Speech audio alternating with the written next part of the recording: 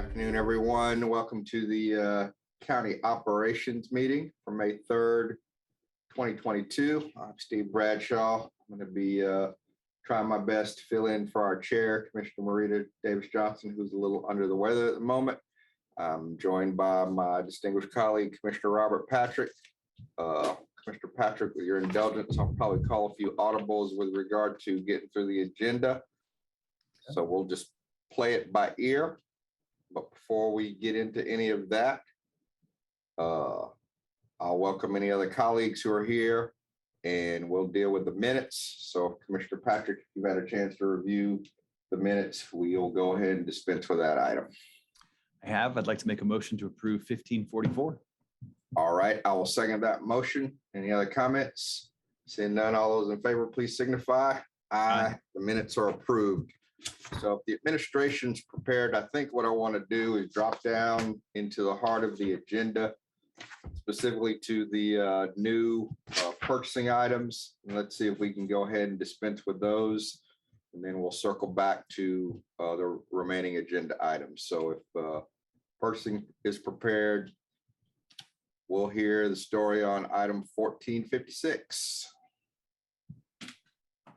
That is a cooperative agreement, two-wheel drive tilt cab, 19,500 GVWR truck, which I have no idea what that is, for use by Public Works Fleet Management to be used by Public Works Roads and Drainage, consists of piggybacking off the competitively let statewide contract number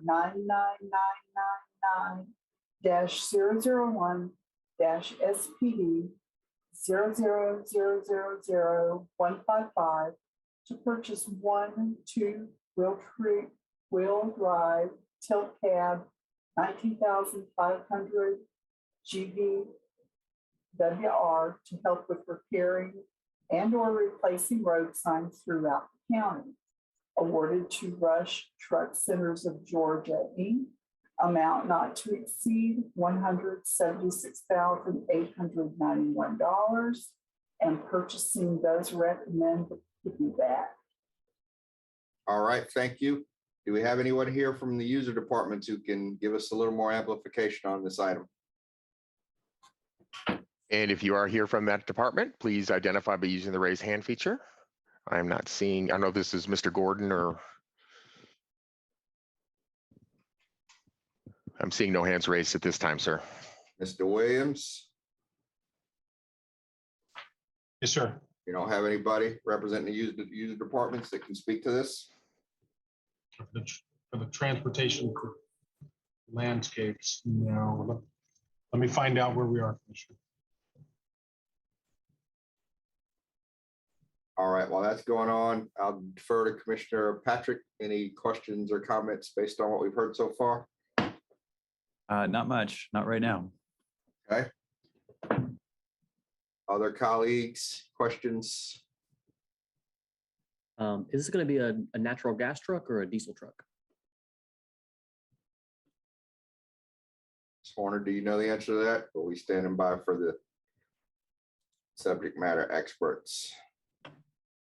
I am actually looking to see if I can tell from the quote.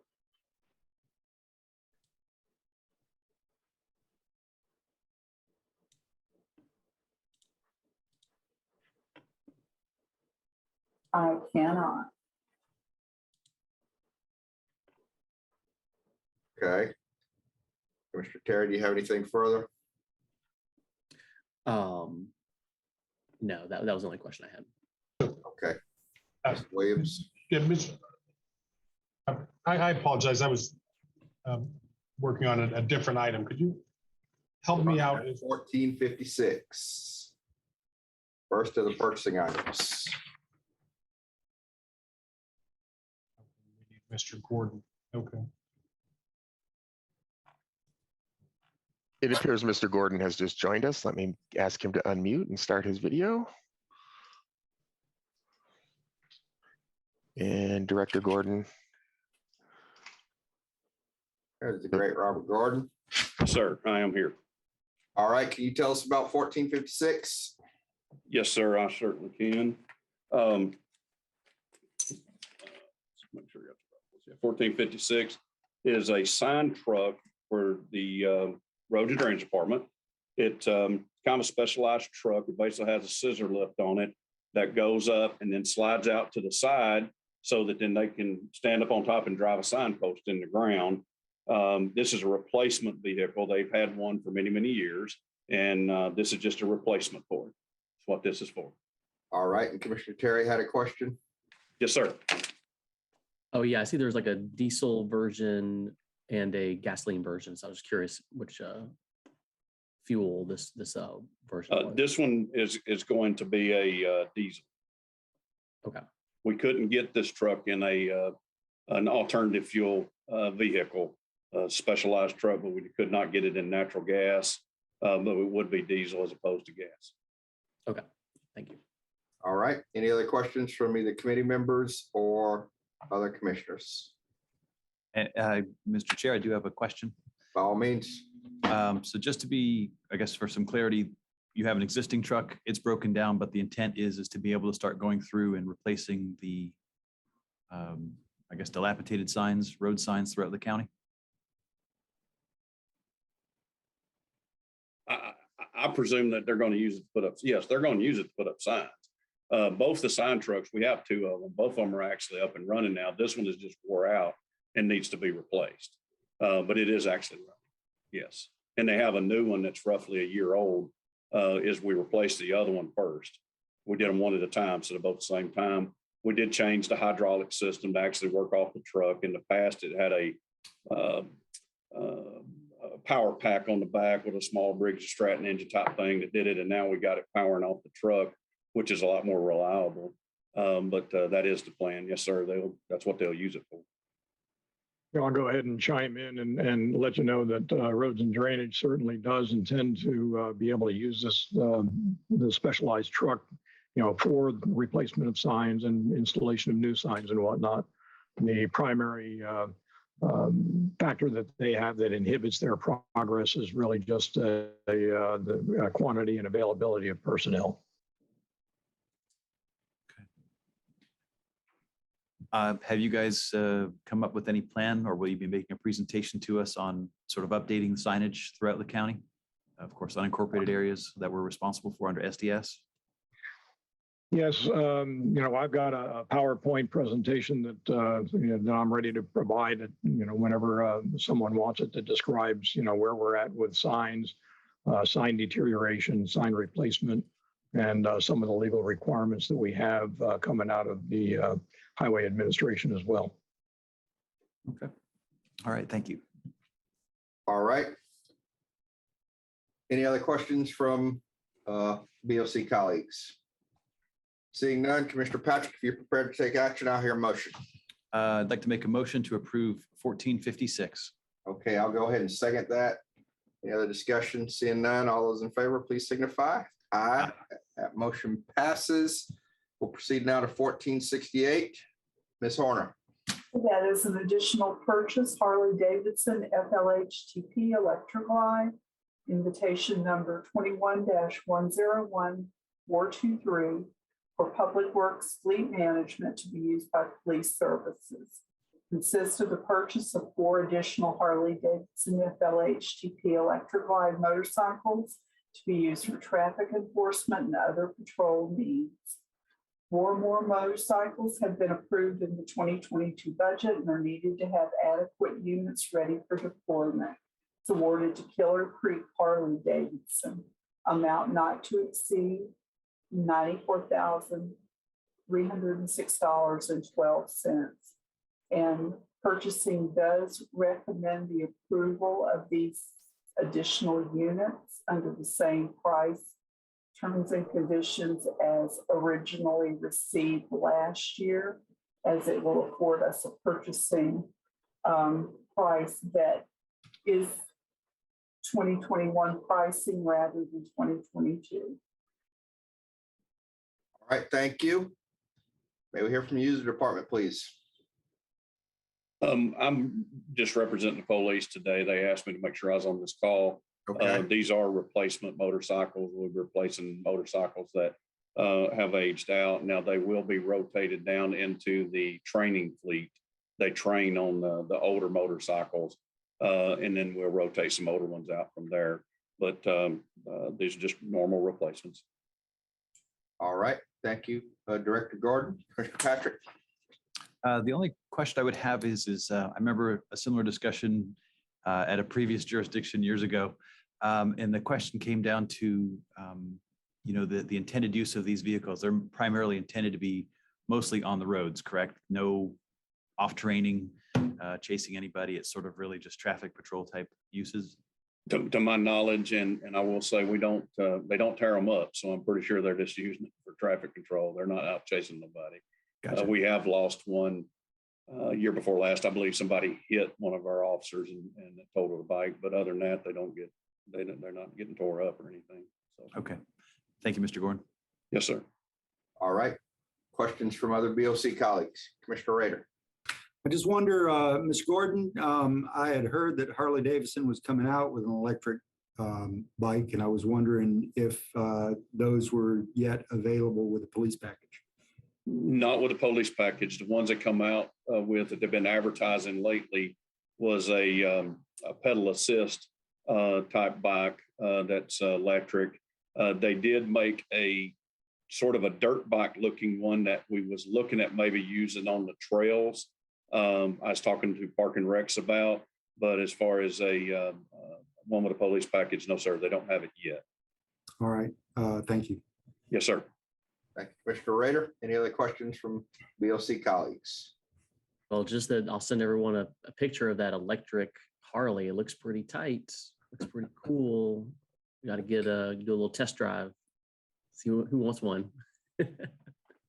They are very expensive, but they do look nice. And well, there is a war couple in other Ukraine manufacturers out there that as well. This war in Ukraine continues. Everything's gonna be expensive for fuel. Yes, sir. You're right. It is. Yes, sir. All right, thank you. Any other comments, questions? Seeing none, Commissioner Patrick. I'd like to make a motion to approve 1468. All right, I'll go ahead and second that. All those in favor, please signify. Aye. Motion carries. Next, we'll proceed to 1490. Ms. Horner, back to you. And that is a low bid invitation number 22-101478 Tire Services. It's an annual contract with 2 options to renew for use by Public Works Fleet Management. Consists of outside repair services to include foam filled tires with installation. Recommend award to the lowest responsive and responsible bidders. Southern Tire Mart LLC, Setco Inc., Atlanta Commercial Tire, Action Tire, and Next Tire Commercial Inc. Total amount not to exceed $460,000. And purchasing does recommend or does support recommendation of award to the 5 responsive and responsible bidders. All right, thank you, Ms. Horner. User Department, we'll hear from you. The tire contract, and this is for us to do outside, and the Setco foam filled tires and solid rubber tires. The major amount of the money on this contract is the solid rubber tires that goes on our transfer station loaders. It's about $40,000 to put a set of those tires on one of those transfer station loaders, and they do wear out. They're solid rubber. They don't have air because you can't have an air tire running over bottles, glass, bolts, and nuts all the time. And we wear them down till they, it literally changes the gear ratio because they get wore down so far. But it's very expensive, and that's primarily the most we use. We also use this contract to do tires at sanitation or roads and drainage, anywhere we call a vendor to go out and put tires on at the lot, and or if they're broken down on the side of the road. All right, thank you, Director Gordon. Commissioner Patrick. No questions. All right, any questions from the BOC colleagues? All right, I'm seeing none. I think we can proceed to take action. Commissioner Patrick. Make a motion to approve 1490. All right, I'll second that. All those in favor, please signify. Aye. Aye, that motion passes. Thank you. All right, let's circle back to the top of our new agenda items and take up 1543, a resolution of the DeKalb County Governing Authority to adopt a vision and transition plan for all library landscapes in DeKalb County by 2023. Who is speaking to this item? I believe we've got some words down here. Unmuted. Okay, I see a hand raise for Miranda. I see Mr. Rosenthal. Yes. All right, I'll defer to you all. Great. Well, thank you. We've got a little presentation we can put on for you guys. So it'll just take a few minutes if that's okay. So go ahead and get that up on the screen. Great. Let me make one adjustment here. All right. Well, thank you guys. So yeah, this Fruitful Libraries resolution is kind of a greater part of our Fruitful Communities plan. This resolution really focuses on adopting a vision plan and execution plan for all the landscapes at the libraries in DeKalb County by 2023. You know, we have been working and producing these landscapes in this portfolio for a while, and the need and impact really has been resounding. We have heard a lot of people from the community members to the librarians and the staff really loving what we have already put in place, productive urban landscapes. Just a more environmentally friendly landscape that restores resiliency back to the community, brings people outside, allows the libraries, especially in this time of need, time of COVID, to go outside and use these spaces for outdoor continuing education spaces as well. So the need and impact is really has been really great, and we have heard a lot of really great things by the pilots that we've been putting in throughout DeKalb County. First, want to just focus on the environmental impacts. You know, being both a farmer in my past life and a landscaper, realized that a lot of the equipment that we use are very impactful in a ways that we really don't know and understand. But you know, all the mowing and the blowing that happens in our environments cause anything from air and soil pollutions, water quality pollutions, and things that actually have a huge effect through other departments in DeKalb County. So being able to focus on some of these environmental impacts that we can really actually talk more about what DeKalb County is already putting in place for all, you know, being a leader in environmental stewardship. We want to make these landscapes the best that we can for our environment. The fiscal impacts, you know, we've discussed this before with different commissioners, and realizing that we're already spending this money on the landscaping. We're spending a lot of money on mowing and blowing, and some of these processes that we use for the mowing and blowing paradigm, we don't really see a lot in return. You know, a lot of the mowing actually impacts the environment by tamping down the soil and, you know, causing us to have to plant more stuff in its wake. So we really see this as being a long-term solution for cost savings through different departments. And I kind of hinted at it earlier, but stormwater is a really big one. Soil, some of the libraries we're working on, the soil is more like concrete than soil.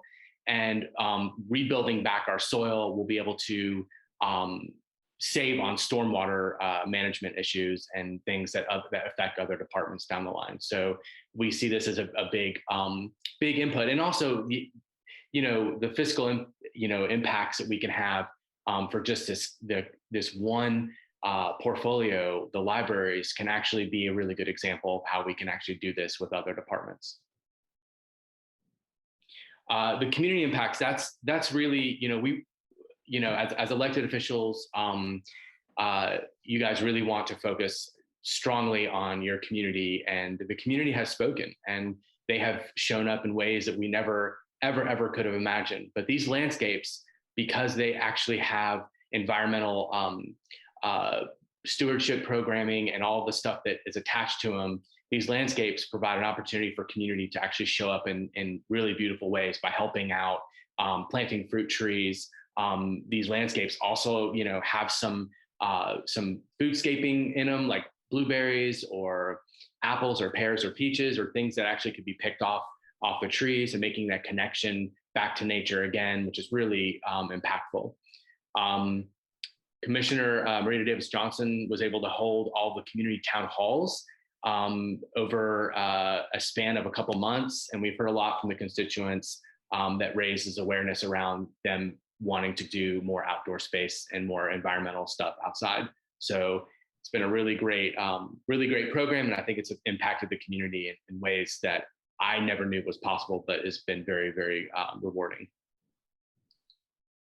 So as you can see, our fruitful libraries, we call them fruitful libraries. Again, I really want to make you guys understand that there's a lot more going on than just fruit trees and edibles. It's a lot of pollinator friendly plants and native plants, but we have it spanning through 7 fruitful libraries throughout the districts. And you can see in districts 2, 2, we have Toco Hills. We've got 1 in Clarkson, and we've got all 5 libraries in District 5 through the amazing thought leadership through Marita Davis Johnson. Commissioner has been a thought leader in this space for a while. We really appreciate it. And we've been able to do a pilot at all 5 of her libraries, and they're wanting to do a lot more. I think the constituents are asking for a lot more expansions of these projects. So these are just some before and afters, just to give you guys a general idea of what the paradigm that we're in, that consists of mowing and blowing. And this is, this is just Harrison Crossing, where we've actually done a demo GVOT meadow installation. We've done lots of blueberries, tons and tons of events. And that's at Stonecrest Library. That's what the soil looks like. I want to give you guys an understanding of what we're working with is underneath our soil. This soil that we had here doesn't have the capacity to hold and store water. It doesn't have the capacity to hold and store carbon. But you can see some of the after pictures when we added a lot of compost and mulch and a lot more plants. We did some cover cropping out there, which I've been familiar with doing, to build soil health back. But that's Stonecrest Library last year. And you should see it this year. We planted a lot more stuff around the gazebos, and this stuff has all started to really fill in. And you could see, just basically what some of the landscapes look like before, what we're trying to transition to more native pollinator meadows. That's Salem Panola. We have a children's librarian there who uses this space regularly for outdoor environmental education. So it's really great. Clarkson Library, we were able to actually convert this whole library over, and we did it through the power of many volunteers. Keller Williams Red Day, 80 something volunteers showed up and created this really great space, this really great pocket park, if you will, environmentally friendly space with all kinds of really great stuff. We're able to really help build the soil back there. And we did a lot of strategies in mitigating water. It's a real big water issue in that field. So we did a lot of stuff with the help of Mr. Kevin Buford, and we really were able to make this field a lot better drained, better well drained and received by the community. So it's really been a great program of converting this whole library space over. So recording stopped. So yeah, that was just kind of a great presentation of what the Fruitful Libraries resolution could bring to DeKalb County. We would say that we've tested this tiny, but it's actually 7 libraries. It's kind of a big pilot, and we've received a lot of really great responses from people really excited about moving this forward. So yeah, I don't know if anyone wants to ask any questions about this resolution, or if Commissioner Ted Terry, if you have anything to say, or I see Demetrius McCoy's on the call. If anyone has any questions. All right, thank you, Mr. Rosenthal. So at this point, I'll hear questions or comments from Commissioner Patrick, and then we'll proceed from there. Thank you, Mr. Chair. Hey, Jamie, it's good to see you again. When we met out in District 5 last year, the concept, I think, is fantastic.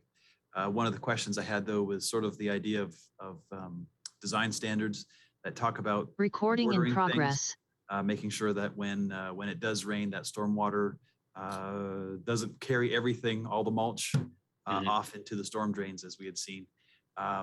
Does this Does your ask contemplate discussing those type of issues that we had talked about? Yeah, I think Commissioner Patrick, really, that was definitely one of the things we want to focus on. And I think by planting a lot of the beds that you saw they were planted at maybe 30% when you saw them, and now they're planted more closely to 60 to 70%. And that's really one really great ecologically sound way to actually hold in your soil and hold in your mulch. We want to kind of get away from putting too much mulch down all the time and kind of repeating those processes. So I think it's really good. Like, plants act as living mulch. So it's really good to kind of incorporate those strategies in. And we talked about borders and edging and stuff like that. This comprehensive planning process will allow for us to talk about processes and RFPs and ecologically friendly ways that we can actually do that and manage the stormwater and all those things. So I think this resolution will really, and the planning process that will come with it, will really allow us to actually focus on what is needed throughout all the libraries in DeKalb County, because every library is going to be totally different. Every library is going to have some different stormwater issue and some different management strategies. So it's really going to allow us to kind of uniquely create a strategy for each library individually. And keep that in mind, because yes, that's one of my biggest points, and that's a really great point you brought up, is stormwater. Stormwater is huge, and being a DeKalb County resident and a city of Decatur resident, I know that we focus heavily on stormwater here, and I'm a big advocate of that. I go around to lots of my neighbors wagging my finger about how much stormwater problems they're creating with their yards and stuff like that. So yeah, we should focus on that in the plan. And then just another follow-up question. How are you guys handling, I'm assuming most of the people that are walking near them, picking up all the fruit, but are you having any issues with, fruit falling to the ground and being spoiled, or? No, also a really great question. These are the top 2 questions we have in our top 5 to 6 questions that are asked. We, through a lot of the education and advocacy work that we do, we found that the kids were just last year, right, in one day gobbled up all the blueberries during one of our events. So thought that was really a big winner. It was a really great nutritional snack. I always joke that the little palmful of blueberries has got more nutrients than most people eat in a day, So they were able to snack on those. We have partnered with Concrete Jungle, and we're going to be able to put the libraries. And if you guys don't know that organization, please Google them and research them, because they are actually an organization, when there is an abundant amount of fruit available, which will be year 3, 4, right? Right now, we're in the beginning stages of this. But when we get to that point, it's better to be proactive. And Concrete Jungle puts those fruit trees on the maps, and they go out and glean them when they're ready, and they harvest them, they glean them, and then they actually put it back into the community in jams, jellies, pie fillings, and different things for the community. So we focus on not just edibles in the landscape. I think that's about 30 to 40% of our stuff. We really hope that the wildlife takes advantage of a lot of the edible things that we plant, like service berries. Most people won't get their hands on them. The most of the birds will, which is a really great benefit to a environmentally sound place. But yeah, we do have a plan in place for collecting and gleaning fruit, but we hope the community gets first right refusal on all of it. Yeah. Okay. Thank you very much. Mm-hmm. Okay. Commissioner Terry? Yeah, thank you, Mr. Chair. Jamie and Miranda, I'm wondering if you mentioned that sort of those 2 kind of questions y'all get from the community members who we've been engaging. And I should mention that really, I guess really since we started this initiative about this time last year, we've had probably close to 20 plus events, whether they're meet and greets, activation days or lunch and learns or town halls like Commissioner Davis Johnson did. So I know you're getting a lot of community feedback and sort of like survey results and input, which was that was really the goal. This time last year, we were kind of trying to figure out what's the best way to sort of move forward. And so, like we talked about in the ops last year is, let's sort of take these pilots, let's plant them, let's engage the community, and let's hear what they have to say. So I'm wondering what else are you hearing in terms of questions, concerns, maybe appreciations on what we've done so far? I'm really, to be honest with you, is more, please. And one of the things that I think a lot of the constituents have been asking is about an equity issue. Why is it at some libraries and not all the libraries? That's some of the big questions we get. They are asking for a lot more education on what is planted there. So we're actually right now we're in the R&D process of creating some really great signs that can be with your cell phone QR codes. We can scannable signs and education to understand what the plants are doing for the landscapes. So I think that's been one of the big things. Other questions, Miranda, is there anything else less fluffier questions that we may get from the constituents? I'll be honest. I think, Commissioner Patrick, you asked them. We do get a lot of questions about what happens with the food left over. Yeah. What about the librarians and just the staff that work at the libraries on site? What has the feedback been from the people who work at those libraries?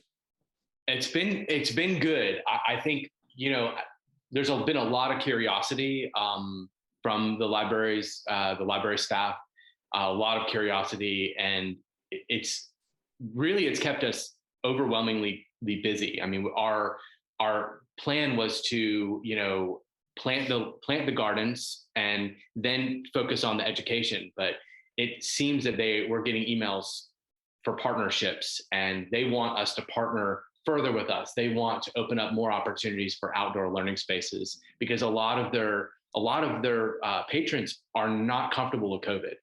So they're asking we've heard from the librarians of asking them, like, how can we use this landscape to focus on books and correlate them with books in the libraries and focus on furthering some more outdoor education. So they're asking for, we have this certification program that we're bringing through the facilities department, this grower certification that we're going to be putting through Piedmont Tech. And it's to retrain the vendors on how to actually maintain environmentally friendly landscapes, or actually maintain the landscapes that we have. So they're asking for that sort of like just education and training and understanding what the environmental impacts are of the landscapes. They just want to know more. And I think that's one of those things that curiosity, so they can keep us really busy. They're, really big, good students of knowledge. They want more knowledge. So it's just be able to provide them and feed them with more knowledge would be great. Yeah, certainly. And I know that each librarian that sort of leads their library, to the point earlier about every library sort of has its own, potential plan, right? Because it involves the community, it involves the landscapers that might be doing that work, and also certainly involves the staff and, the folks who are running the programs there. I did want to share that at the last NACO conference, one of the breakout sessions was in like the future of libraries, because this is something that's, because of COVID and a lot of governments shut down their libraries.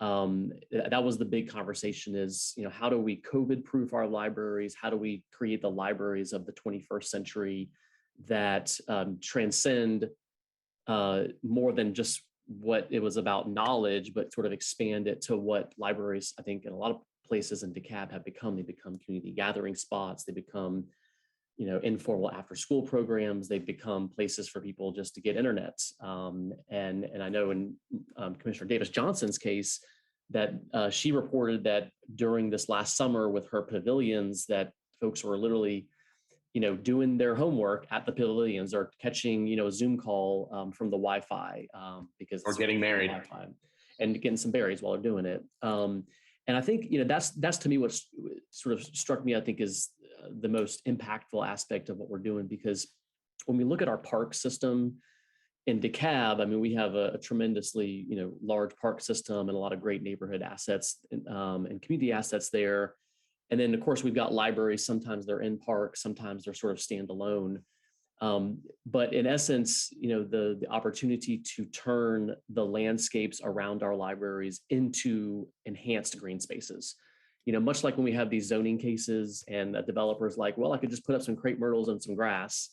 Or for that density bonus, they can do an enhanced green space, recognizing that an enhanced green space adds more value to the community. And so in a way, each of the 26 libraries, could have a version of a pocket park, or in some cases, some libraries have tons of land. It's amazing where, like, I guess the Avis G. Williams one that's near Mason Mill, it's kind of in a small little nook of the Mason Mill complex. But then I think one of the ones in District 5 or even Clarkston just has like a lot of land just around it that, has like even more opportunities. So in some cases, it's like a little vignette kind of thing. Other cases, it could be a pavilion. Other cases, it might, be something different. And last thing I'll just mention on this, I think the goal behind this resolution is to do that survey, to look at all of the 26 library sites, coordinate with facilities, libraries, the community, put together an RFP that in essence would be, a design process and design master plan, and then ask, purchasing and contracting to work to create that RFP, put it out to bid, and then, this time next year, we would have sort of that roadmap and that's, that kind of that plan, if you will, on how the libraries could develop moving forward. And then from there, we have to fund the actual work. But I think the idea here is, before making any plans, the idea is to work with the community and each individual library and their community that goes to that library, to ask them the question, well, what do you want to see here? Because some might say, hey, just plant some flowers and put some benches up. And that's probably all they want. I don't know.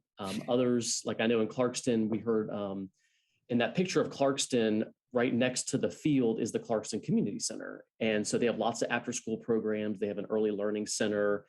And so when we were over there a few weeks ago with the facilities department doing a lunch and learn, I stopped by the little daycare and I asked the moms, do y'all have any ideas of how this little park could develop?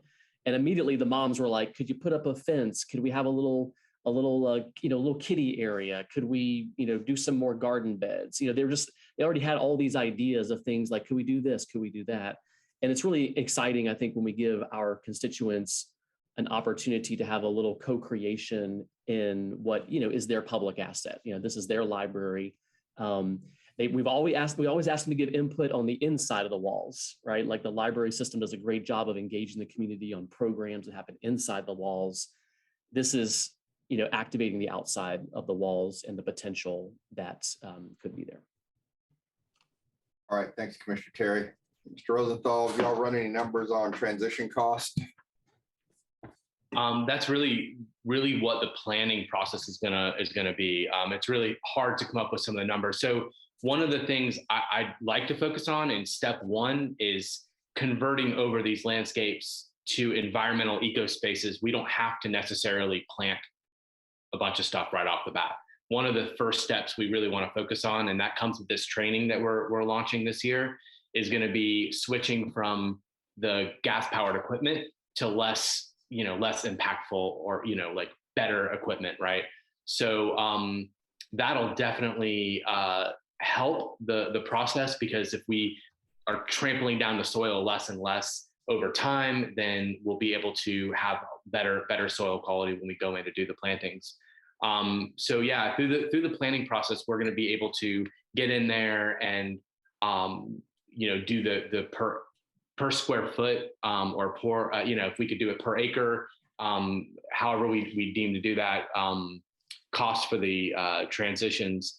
I think some of the transitions could just be as simple as putting mulch down, like putting wood chips, right, in areas that are beaten down and need some soil mitigation. So there's some really very cost effective. We were able to work, and if I ran the numbers right now, we were able to work for all the conversions that we did well under $100,000, and you could see the impact just over time. So I think that it will not be a huge cost center to your departments to make those conversions, because you can partner. You can't really partner with community partners on planting like Bermuda grass and crepe myrtles, but you can partner with community partners on planting pollinator meadow gardens and better pollinator plants and fruiting trees and things like that.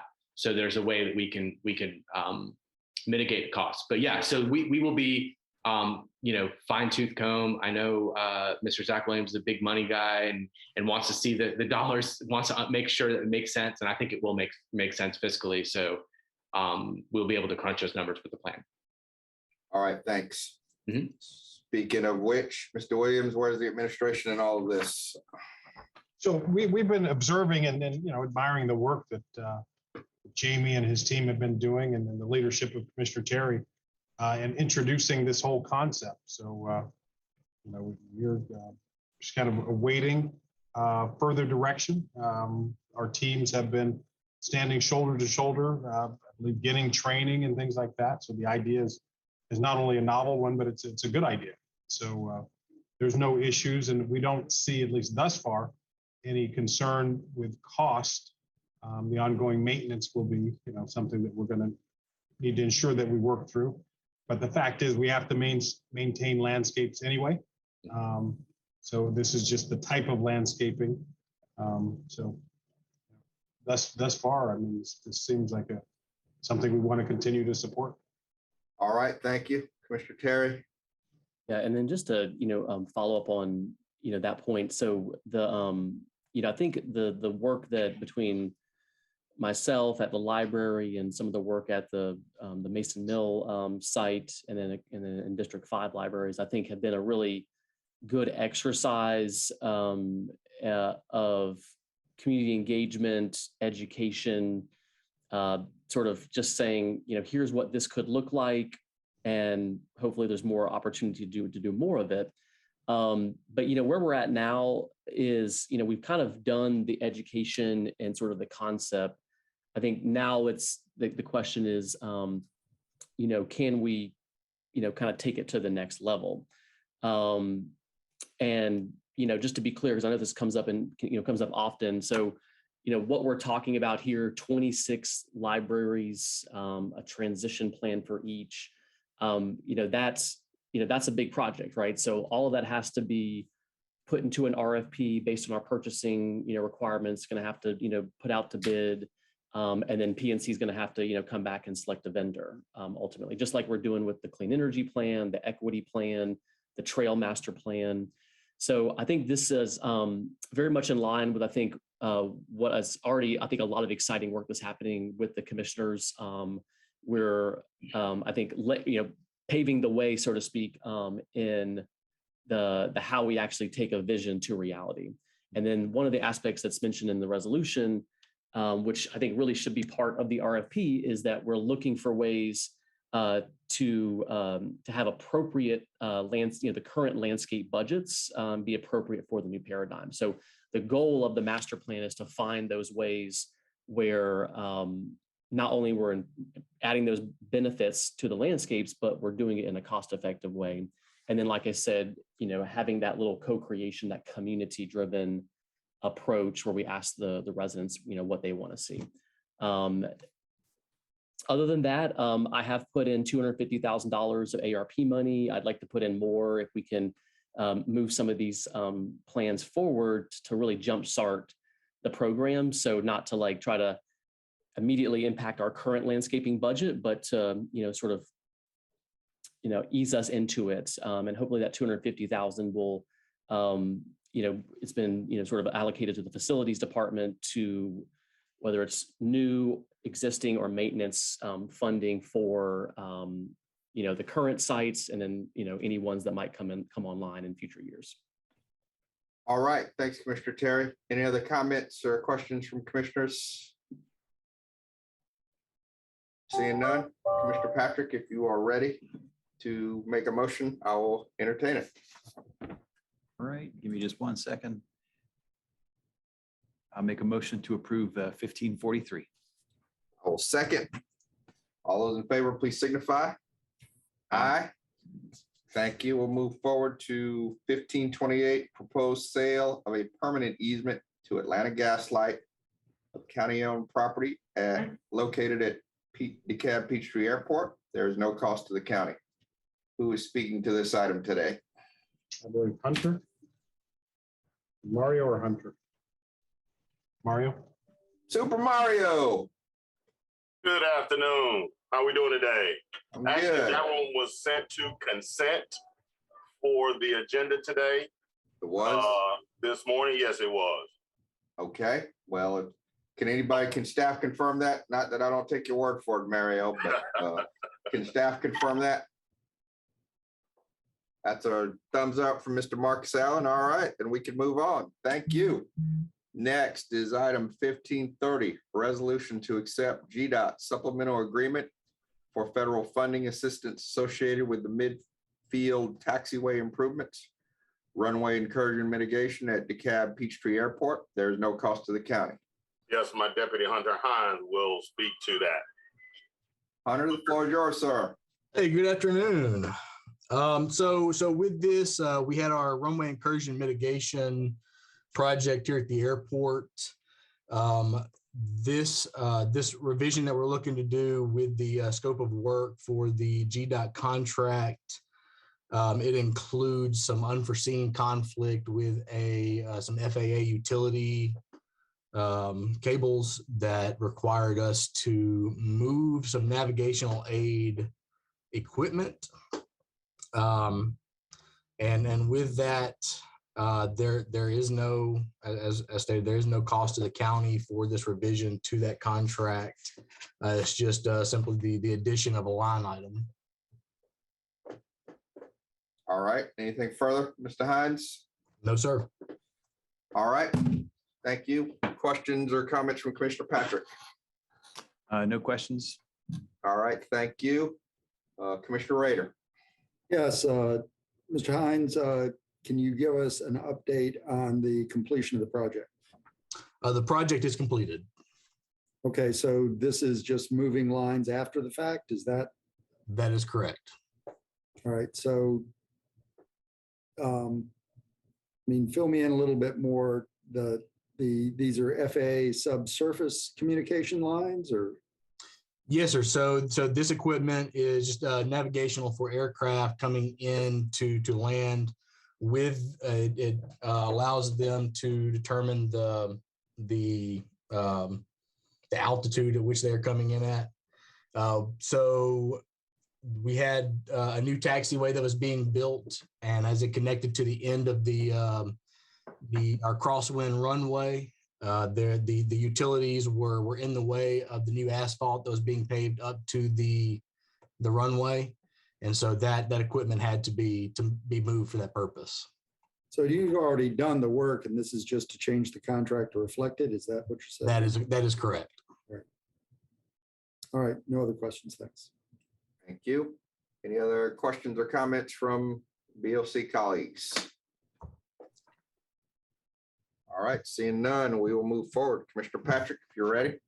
Yes, I'd like to make a motion to approve 1530. All right, I will second. All those in favor, please signify. Aye.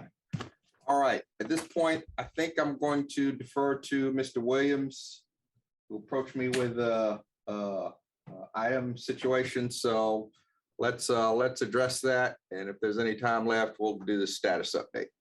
Thank you so much, Mr. Chair. And so what I would like to do is introduce an item, first a topic for discussion, but an item ultimately that was brought to me by the VRE. I had a great meeting last Friday with the chair, vice chair, and director of the VRE.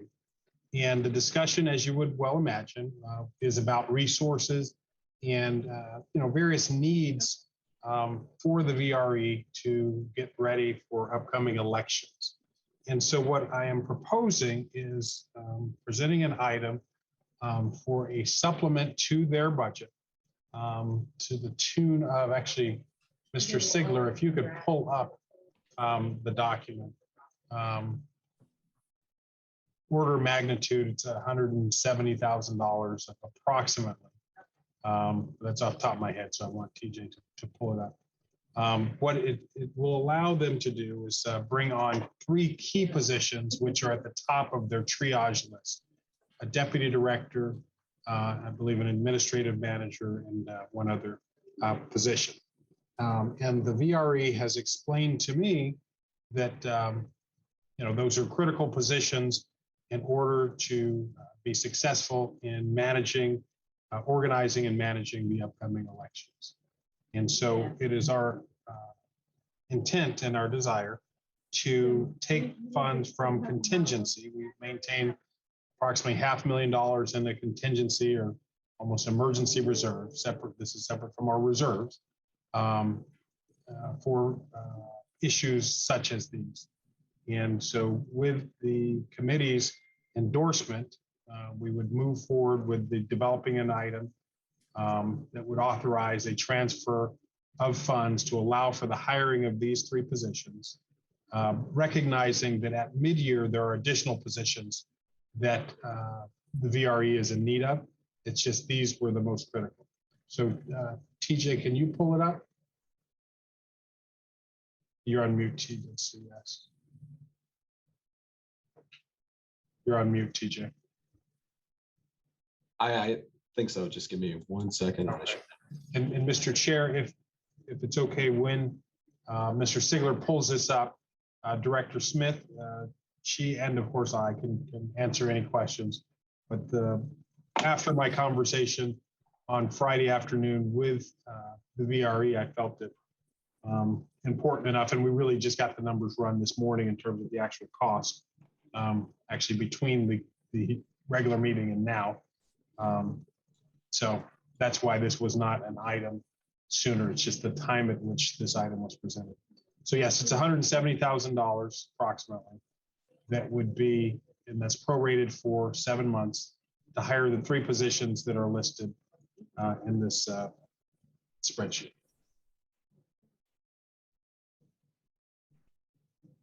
Any further amplification, or that's it? No, I think that's it, Mr. Chair. These are key positions. Ms. Smith can certainly address the actual nature of their role and responsibility, but as we all know, that during the budget season, the VRE was in a state of transition, so there was not a supplemental budget really offered by the VRE.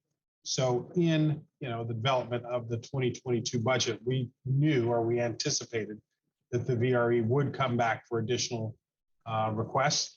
It is my understanding that the deputy director position was one that they had believed that was in the budget or was funded in the budget, but it was not part of the budget request, therefore it was not funded.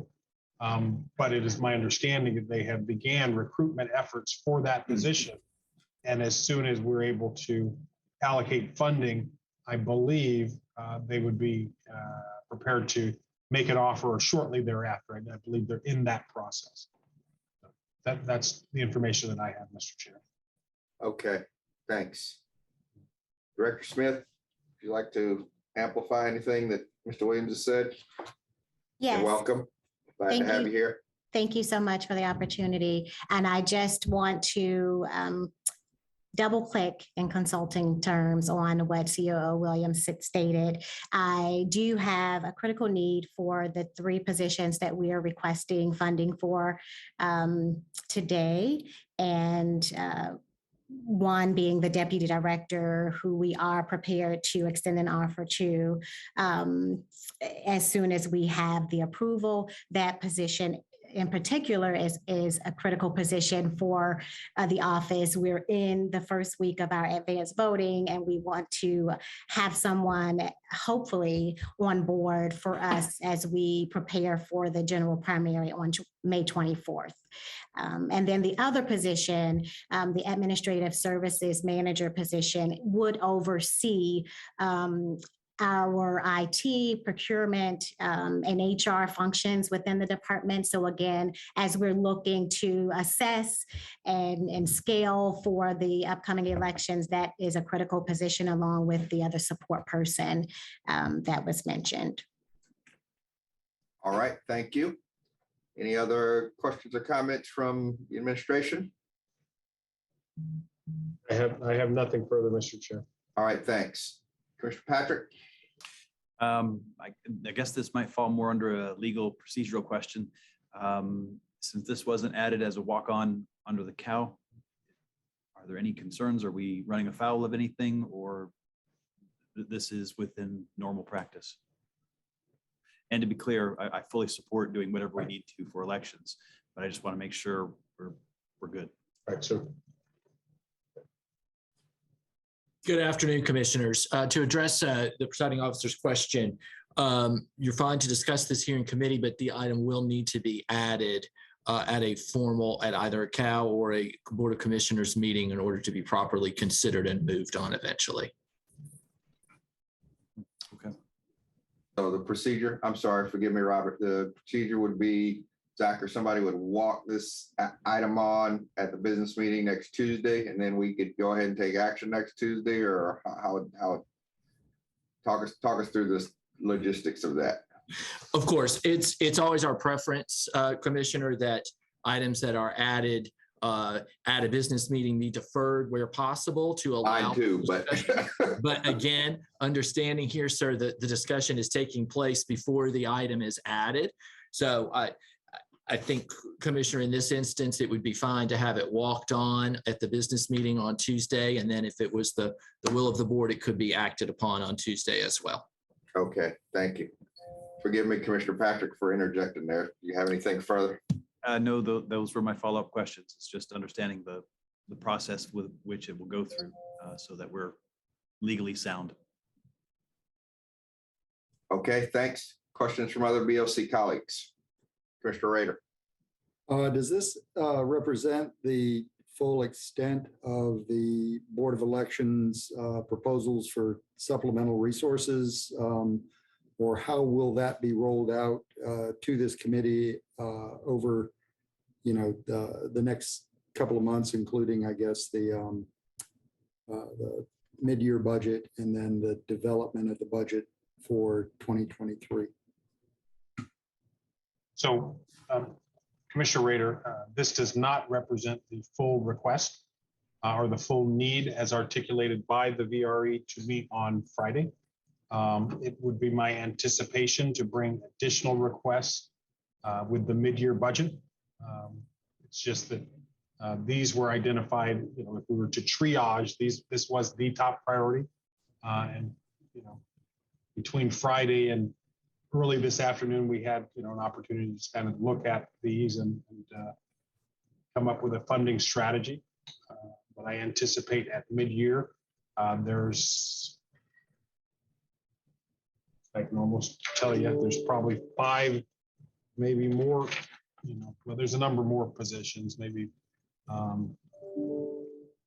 There's a number of more additional positions that they will be needing.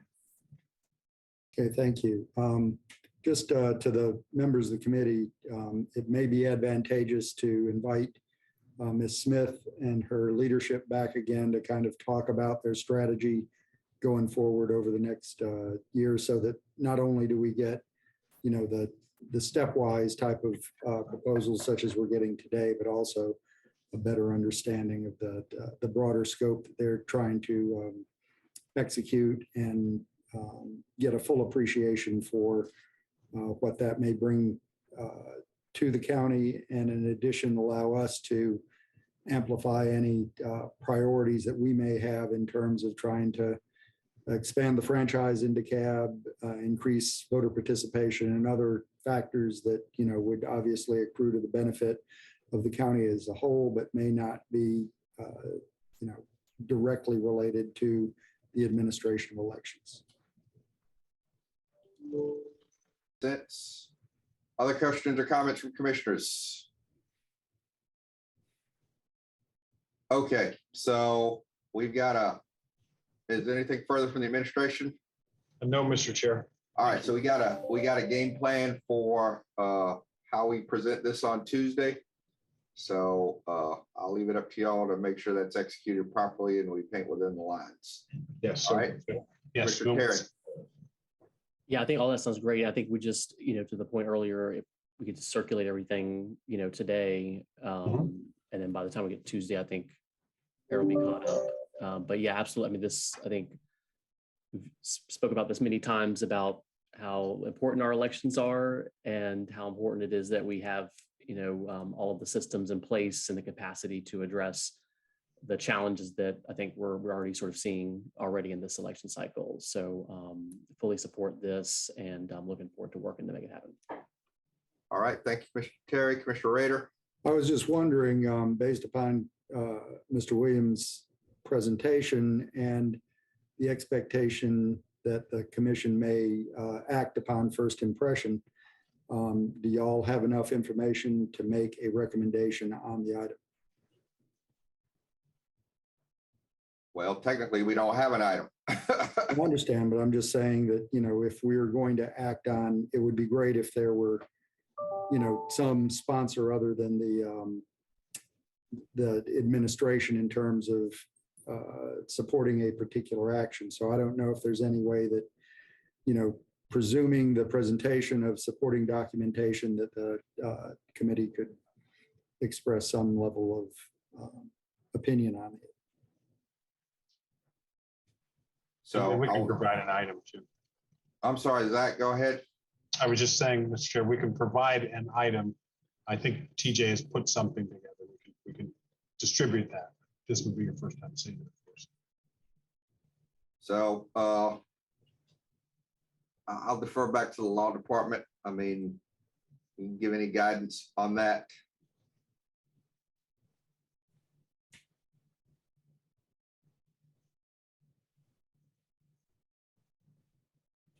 I'm sorry, could you repeat the question, Commissioner?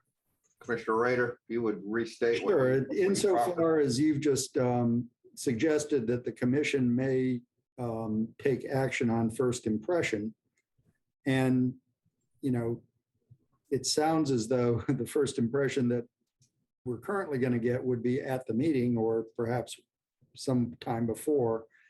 I'm just wondering if there is any means by which the committee could reach a sufficient understanding today that they could make a recommendation contingent upon greater documentation of the specific agenda item. We have, for instance, when we have considered items and perhaps there's additional information that was requested, committees have recommended approval based upon or subject to the provision of that additional information. I just, since we don't usually act upon first impression, particularly as it relates to an appropriation, I'm just looking for a means by which that we could support action through additional reference or consideration by a recommending committee. Sure, absolutely, Commissioner. And again, because early voting has begun and this item is essential to elections doing its job, as it were, we are okay in this instance, as I've already stated, with it being added to the agenda and acted upon next week. What I would suggest, Commissioner, is that an appropriate motion here today would be to recommend adding this item as necessary, and then the recommendation to approve, if that's the will of this body, once added. Okay, so it would be time sensitive in some other way to indicate the appropriateness of action. Yes, sir. All right, and there we have an item here to consider. If it were introduced this morning earlier, then it would be entirely appropriate for the committee to act upon it. So I'm just trying to make up for that, deficit. Okay. This is the item, right? This is the item that's in front of us, Zach? Yes, sir. Okay. So just so for my clarity, the action would be for, since I won't be making the motion, for Commissioner Patrick White to add this item to our ops agenda, and then we take action on it. Is that how it breaks down? So the recommendation would be to add, I understood the question to be to get it on the board's agenda for next. Right, but I think Commissioner Rader is looking for some action from this committee today. Don't let me put words in your mouth, Commissioner Rader, but It is. I mean, I just think that it would be helpful for anybody that wasn't here to know that the committee had reviewed it and that it was appropriate for action today, that you had reviewed both the specifics of it as well as understood that it was a time-sensitive issue that that the committee would support action upon first impression. Yes, so you can move to add this item to this agenda for this discussion today. Yes. Commissioner Patrick, I'll make a motion to add the voter registration and elections request to fund 3 positions to today's ops agenda. all right, I will second that. All those in favor, please signify. Aye. Aye. All right, that action has been taken. What's next? What's the next action? To approve it?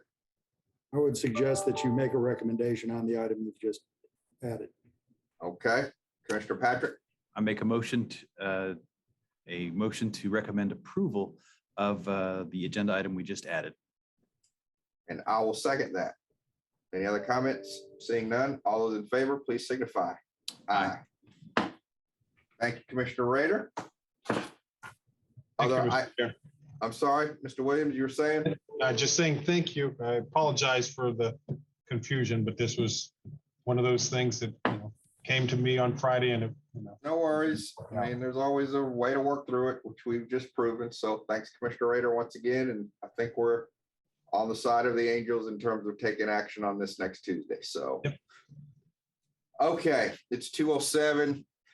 I think we got one more item, which is the status update. Mr. Metelsky, would that be from you? Yes, sir. Okay, do you feel like you have sufficient time to talk us through this? I believe I do. It's just a few slides, sir. Rock and roll. All right, we're off and running. Thank you very much,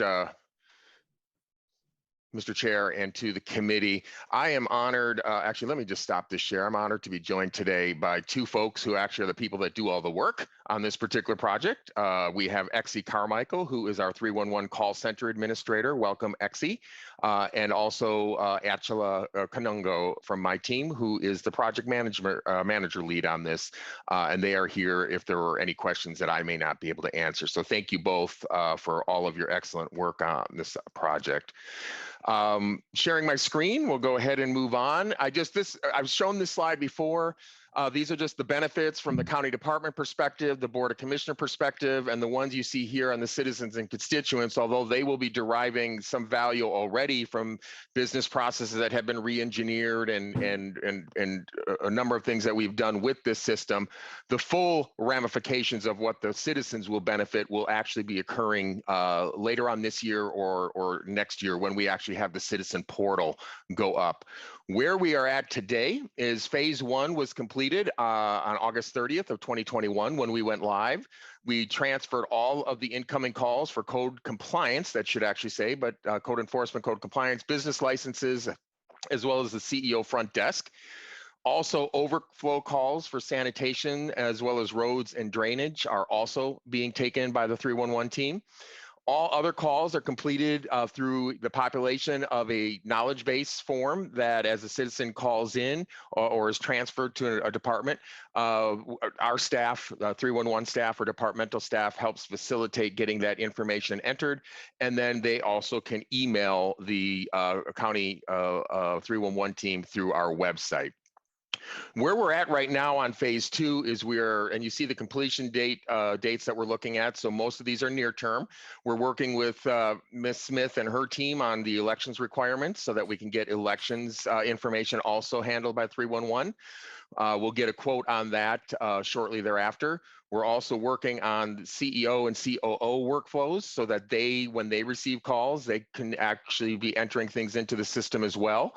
And what you see there for the BOC is by June 20th, we will have worked with the staff and the commissioners who want to be engaged to identify what your inquiry needs are so that you can go into the system and identify things that are in your district or just go through and be able to get the type of information that you need. So we will have representatives meeting with you all and your team members to identify those kinds of things. Hopefully, most most of the information you'll be looking for is something that can be done through canned type reports that we have and or dashboards, but to the extent where you all need something more specific, we will work with you to identify those things and make determinations on how best to provide you access into that information.